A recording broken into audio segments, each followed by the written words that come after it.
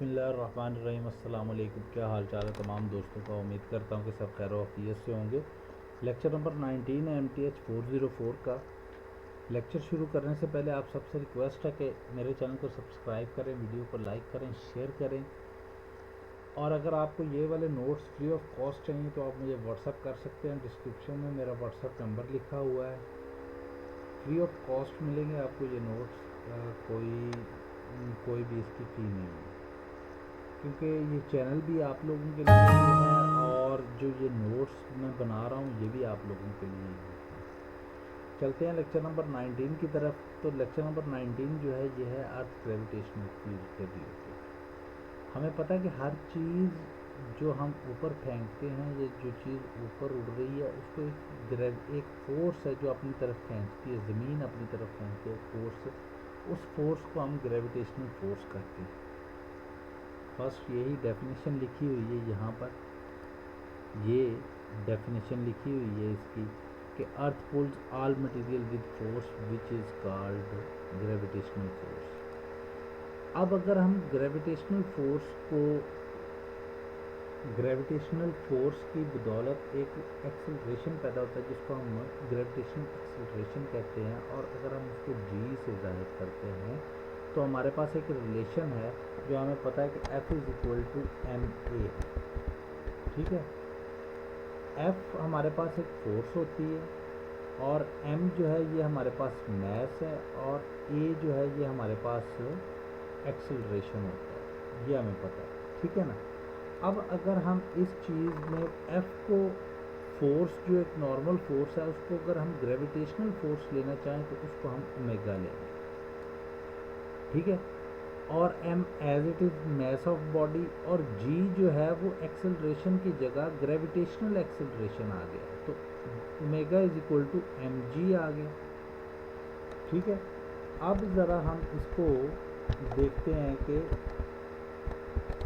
Omega is equal to mg है। Now we take y axis is vertical then gravitational acceleration.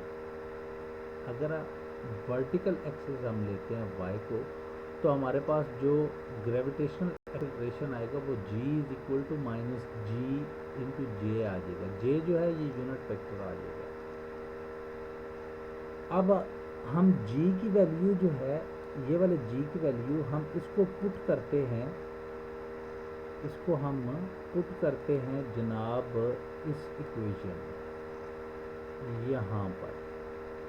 अगर हम इसको यहाँ पर पुट करते हैं g की वैल्यू को तो हमारे पास जो रिलेशन बनेगा वो कुछ ये वाला बनेगा। ठीक है, omega is equal to minus M ji into J. अब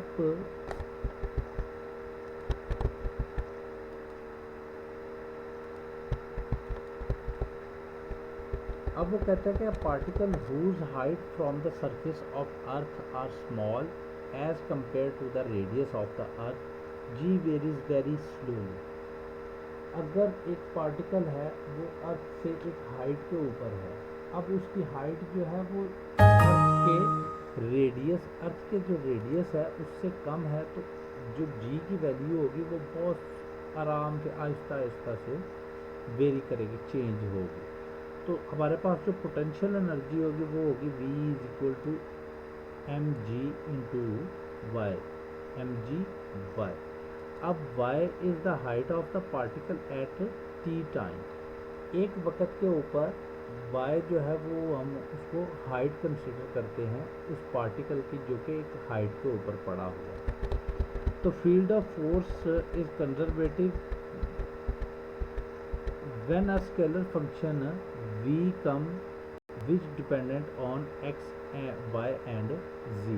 अच्छा, अब वो कह रहा है कि जो फील्ड ऑफ फोर्स है वो हमारे पास कंजर्वेटिव होगी। कब होगी? जब हमारे पास एक फंक्शन v आएगा और वो v जो है वो x, y और z एक्सिस वगैरह पे डिपेंड करेगा। तो कंजर्वेटिव होने के लिए क्या है जी, f is equal to partial v over partial derivative of x into i j and k. ठीक है, no with partial derivative of v is equal to m g y. mgy with respect to y। अब हम इस equation का partial derivative लेने लगे हैं with respect to y।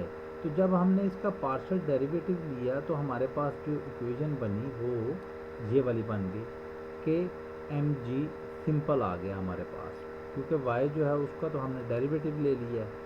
तो अगर हम इसको, ये y एक्सिस के रिलेटेड है ना, y एक्सिस से रिलेटेड है, तो हमने ऊपर पढ़ा हुआ है कि y एक्सिस वाली वैल्यू जो है उसको हमने नेगेटिव लिया, तो दोनों साइड पे नेगेटिव आ गया। तो हमारे पास ये जो है माइनस mg, ये हमारे पास किसके इक्वल है, ग्रेविटेशनल फोर्स के इक्वल है। ये हमने ऊपर ड्राइव किया हुआ है, ये देखो ना, ये हमने ऊपर लिखा भी हुआ है। तो omega is equal to mg, omega is equal to mg लिखा हुआ है ना। तो यही यहाँ पर mg जो है ये हमारे पास ओमेगा के आगे ग्रेविटेशनल फोर्स के आगे, hence omega is conservative and partial potential energy is mg by. एक एग्जांपल है, एग्जांपल को हम समझते हैं थोड़ा। कहता है कि particle of mass m falls freely in a vertical plane under gravitational field from the height h with speed v naught. Find the speed with which it strikes the ground. Find क्या हमने करना है, हमने ये find out करना है कि वो किस स्पीड से आकर ज़मीन के साथ टकराता है, ये हमने फाइंड आउट करना है। तो हमारे पास जो है काइनेटिक एनर्जी हमें पता है कि जी वो इक्वल होती है 1/2 इंटू mv² और potential energy mg/, mg h होती है वैसे तो पोटेंशियल एनर्जी, लेकिन y जो है उसको हमने हाइट कंसिडर किया हुआ है, h की जगह पर y हमने लिखा हुआ है।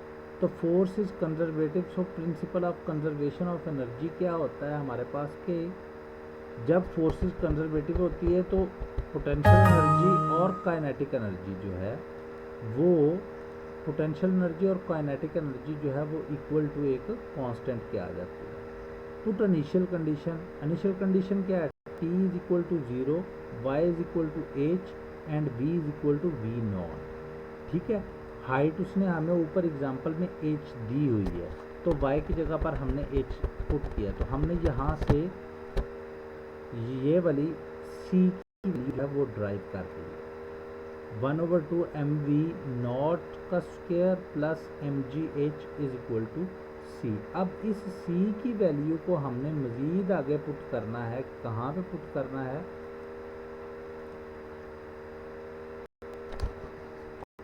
जो ऊपर हमारे पास इक्वेशन 1 है उसमें हमने c की वैल्यू पुट कर दी, दूसरी तरफ तो सेम इक्वेशन रह जाएगी ना, दूसरी तरफ तो ये वाली रहेगी ना इक्वेशन, लेकिन ये जो c की वैल्यू है ये हमने यहाँ निकाली हुई है, ये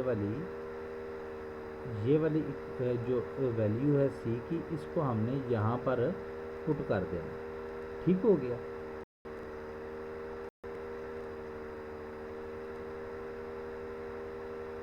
जब हमने इसको यहाँ पर पुट किया तो हमारे पास जो कुछ इक्वेशन बनी है वो ये वाली बनी है, ये रिलेशन हमारे पास बन गई, ये वाली value same as it is आ गई और ये वाली वैल्यू जो है ये हमने c की लिखी हुई है।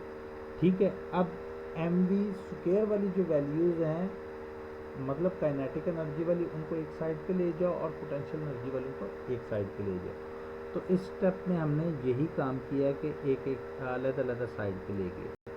अब इनको सिंप्लीफाई किया तो सिंप्लीफिकेशन बहुत इजी है, आप खुद भी देख सकते हैं कि जी क्या सिंप्लीफिकेशन की हुई है। तो सिंप्लीफाई करते करते हमारे पास ये वाला रिलेशन यहाँ तक हम पहुँच गए। ठीक है, अब जब यहाँ पर पहुँचे हैं तो हमें तो सिर्फ स्पीड चाहिए ना, वो वाली स्पीड जिससे वो स्ट्राइक कर रहा है ज़मीन के साथ। तो हमें जब वो स्पीड निकालनी है तो हमने v को एक साइड पे रख लिया और v नॉट को दूसरी साइड पे ले गए, v नॉट को हम दूसरी साइड पे ले गए और v को हमने एक साइड पे रख लिया। ठीक है, अब वो कहता है कि when particle strike the ground it's height, जब एक पार्टिकल आगे ज़मीन के साथ स्ट्राइक कर गया है, जब उसने स्ट्राइक कर लिया है तो उसकी हाइट जो है वो तो ज़ीरो होगी। तो h जो है उसको हमने y कंसीडर किया हुआ तो हमारे पास y जो है वो इक्वल टू 0 आ जाए। ठीक है, इस अब हमने क्या किया कि हमारे पास जो रिलेशन बना इस वाले में से ये वाले सॉरी इसमें से जो रिलेशन बना वो वाले y की वैल्यू हमने 0 पुट की तो हमारे पास ये चीज़ ड्राइव होगी। दोनों तरफ हमने अंडर रूट ले लिया तो हमारे पास जो है स्पीड हमारे पास जो निकली है वो है v is equal to y square naught plus 2gh whole का स्क्वेयर। ये हमारे पास वो स्पीड निकली जिस स्पीड के साथ उसने आकर स्ट्राइक करना है। ये तो था आपका लेक्चर आज का। उम्मीद करता हूँ कि आपको समझ आई होगी। इंशाल्लाह बहुत जल्द हम दूसरे लेक्चर में मिलेंगे, नेक्स्ट लेक्चर में, लेक्चर नंबर 20 में। तब तक अपनी दुआओं में याद रखिएगा। अल्लाह।